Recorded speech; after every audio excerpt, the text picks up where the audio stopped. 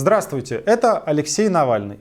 Последние 15 суток я провел под арестом, законным арестом. Много думал и теперь хочу сказать вам, что решил закрыть фонд борьбы с коррупцией. Я понял, что все последние годы я занимался чем-то неправильным. Я зря разоблачал руководителей нашего государства и правящей партии. И теперь считаю, что стабильность важнее всего. Пусть Владимир Владимирович Путин остается у власти еще на 25 лет, а Дмитрий Анатольевич Медведев построит себе столько дворцов, сколько ему надо. Вот мне интересно, они действительно считали, что очередные 15 суток приведут к какому-то похожему результату, что я испугаюсь и остановлю свою деятельность? Да нет же, результат ровно обратный. И каждый раз, когда меня закрывают под арест, я снова и снова убеждаюсь, что все, вы знаете, все, от полицейских, которые меня задерживают и любят потом со мной поболтать в дежурной части, до мелких правонарушителей, которые сидят со мной в одной камере, они все точно так же взбешены уровнем коррупции в России, как и участники митингов. Большинство из этих людей, они смотрели наш фильм и тоже очень хотели бы получить ответы на наши общие вопросы. И все они, без исключения, вне зависимости от нюансов в политических взглядах, осознают, что коррупция является главной причиной бедности и нищеты, в которой прозябает наша страна в 21 веке. Вот это стыдобище, когда мы не можем позволить себе починить дороги даже в крупных городах, а зарплаты такие, что люди вынуждены покупать обувь в кредит.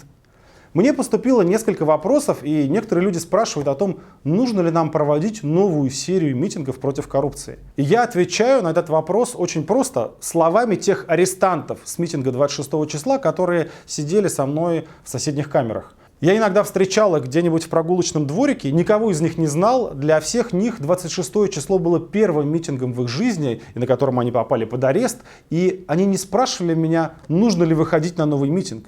Они все подходили и спрашивали, когда новый митинг, потому что теперь мы вдвойне обязаны на него пойти. Ведь что у нас получилось по итогам 26 числа? Впервые с 90-х годов прошлого века акции прошли в 84 городах России. Десятки тысяч людей вышли и очень мирно, очень спокойно попросили власть ответить на резонные вопросы, на которые вообще-то правительство обязано отвечать по закону. Ну и давайте сейчас просто систематизируем все эти ответы всех видов.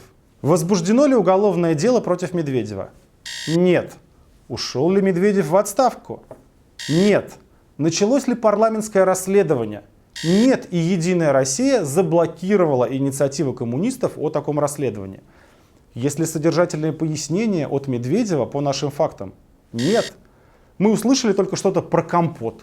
Причем делается все так, по принципу такого компота. Значит, вот берут там всякую разную муть, чушь всякую собирают. Есть ли объяснение от других фигурантов нашего расследования, типа Усманова? Нет. Только вот этот самый Усманов пообещал недавно написать на меня заявление в полицию и назвал меня преступником, при этом, видимо, забыв, что он сам еще в 1980 году отсидел 6 лет за изнасилование. А теперь он нас учит морали и нравственности. С другой стороны, пыталась ли власть запретить мирные митинги? Да, почти во всех городах. Отдавал ли Кремль незаконный приказ задерживать мирных людей? Да, и больше 1000 человек было задержано. Пытался ли Кремль заблокировать любую информацию о расследованиях и потом о протестах? Да, и еще как, вы сами это отлично наблюдали. Ну что еще? Ну вот проводились ли в школах и институтах идиотические лекции о том, что не нужно школьникам и студентам участвовать в митингах? Да, и учителя вместо того, чтобы заниматься своей работой, занимались этой дурью, о чем есть куча свидетельств в интернете. В Самаре же произошла просто прекрасная история. Там в зал согнали 2500 студентов разных вузов. А лекцию о том, что нельзя выступать против коррупции, им прочитал лично губернатор Миркушкин. Человек, на котором клейма негде ставить. Вы просто можете посмотреть наш ролик о его недвижимости на Рублевке, которой владеет его семья. И там слепой студент Валерий Ремезов не выдержал, встал и возмутился происходящим, так его выгнали из зала. В Чебоксарах воспитательница детского сада мирно и спокойно вышла на митинг против коррупции. И что случилось? К ней подошел мэр Чебоксар и от имени партии «Единая Россия», от имени власти вообще попытался как-то с ней поговорить, ответить на ее вопросы. Нет, ее уволили из детского сада за участие в митингах. Вот понимаете, кто ответил за коррупцию Медведева? Воспитательница Елена Блинова из Чебоксарского детского сада номер 203. Ну не говоря уже о том, что полиция совершила на наш фонд борьбы с коррупцией настоящий налет, просто украв у нас всю технику без протоколов, адвокатов и понятых. Ну и самое главное, ну вот мы с вами на свои вопросы получили ответы? Нет. Ну и вы причем, знаете, в каком-то смысле и да, потому что нам совершенно ясно, четко и бескомпромиссно сказали из Кремля и вообще со всех уровней государственной власти. Значит так, ребята, мы воровали, воруем и будем воровать в любом масштабе, в котором захотим. А вы, жалкие людишки, не смейте нам даже задавать вопросы об этом, потому что это все не вашего ума дело. Ну, знаете, я вот с такой постановкой вопроса как-то не согласен. И думаю, что не я один. Я вижу, что 26 числа на улицу выходили патриоты, а противостояли им предатели и воры. А что должны делать патриоты, такие как мы с вами? Они должны праздновать День России.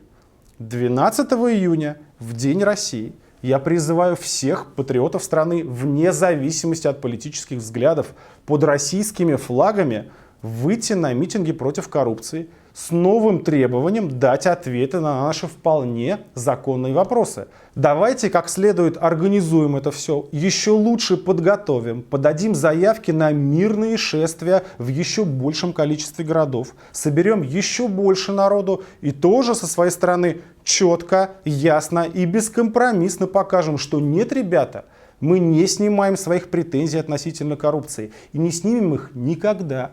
Потому что коррупция в России – это причина бедности, это причина низкой зарплаты, это причина ужасающего состояния всех отраслей экономики.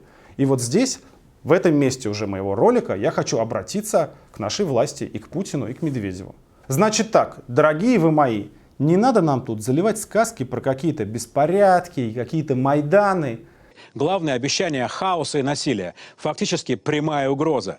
Мы намерены провести массовые, но мирные мероприятия в строгом соответствии с законом. А вы в строгом соответствии с законом должны обеспечить людям возможность участвовать в таких акциях.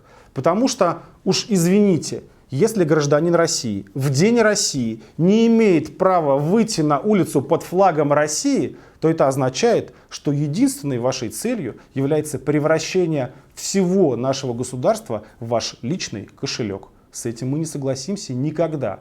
12 июня, вне зависимости от того, большой у вас город или маленький, мегаполис или село, присоединяйтесь к нашей новой общей антикоррупционной акции, рассказывайте о ней своим соседям, друзьям и знакомым, проявите себя, покажите, что вы есть, и потребуйте того, что принадлежит вам по праву. Ну и подписывайтесь на наш канал, здесь говорят правду.